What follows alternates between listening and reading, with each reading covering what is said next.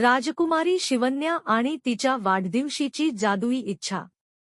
एकदा काय झाले, ढगांवर असलेल्या एका सुंदर राज्यात शिवन्या नावाची एक गोड आणि हुशार राजकुमारी राहत होती।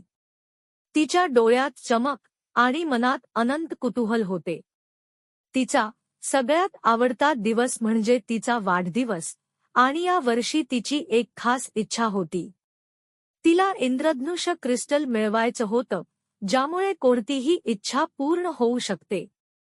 तिच्या वाढदिवशी सकाळी जेव्हा सूर्य उगवला आणि आकाशाला सुंदर रंगांनी रंगवले, तेव्हा शिवन्याला बुद्धिमान घुबडाकडून, जे इंद्रधनुष्य क्रिस्टलचे रक्षक होते, एक पत्र मिळाले।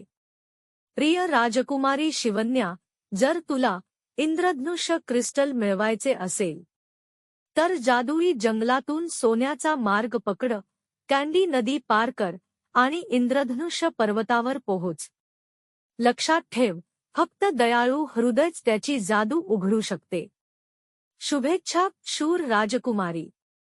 शिवन्या खूप उत्साही झाली आणि तिने तिचा मित्र स्पार्कल, एक गोंडस युनिकॉर्नला बोलावले। दोघांनी एकत्र सोन्याच्या मार्गावर प्रवास सुरू केला। जादुई जंगलात त्यांना बोलणारी झाडे भेटली, जी त्यांना इशारे देत होती आणि मजेदार कोडी सांगत होती। एका झाडाने शिवन्याला एक सोनेरी चावी दिली, जी पुढे प्रवासात तिला उपयोगी ठरणार होती। नंतर ते कँडी नदीवर पोहोचले, जी चॉकलेट आणि कँडी केनची बनलेली होती। पण ती नदी कशी पार करावी?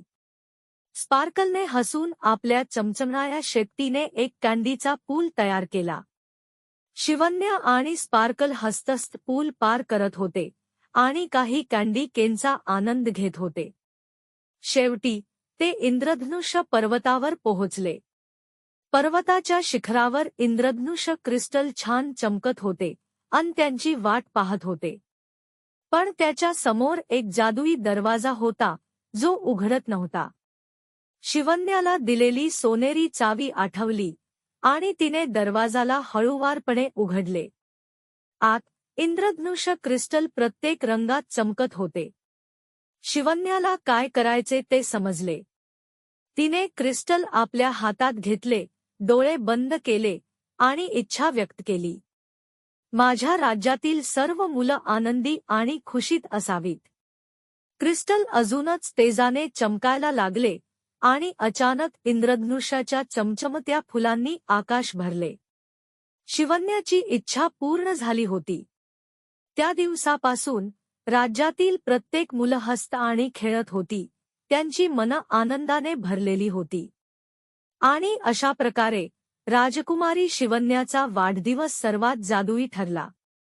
तिला कळले की खरी जादू दयाळूपणा आणि प्रेमात असते, आणि दरवर्षी ती आपला वाढदिवस राज्यातील सर्व मुलांसोबत साजरा करायची, आनंद आणि हसण्याचा उत्सव साजरा करत।